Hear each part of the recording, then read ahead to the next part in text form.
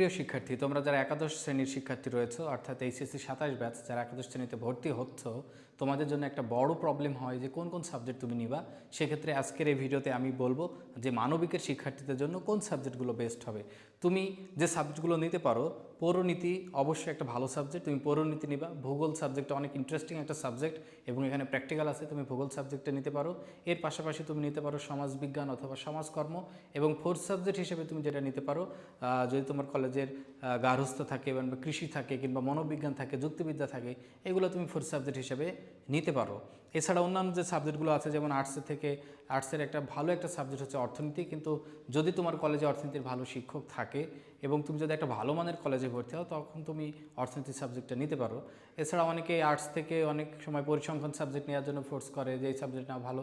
আমার কথা হচ্ছে যে পরিসংখ্যান কমার্সের সাবজেক্ট, তুমি আর্টসে পড়ো, তোমার জন্য দরকার রেজাল্ট, তাই তুমি যে সাবজেক্টটা পড়লে তুমি ভালো রেজাল্ট করতে পারবা, যে সাবজেক্টগুলো সহজ সেই সাবজেক্টগুলো নিবা, কারণ তোমার বিশ্ববিদ্যালয়ে ভর্তি পরীক্ষায় এই এসএসসি এবং এইচএসসি রেজাল্টের উপরে একটা ভালো একটা নাম্বার বন্টন করা থাকে।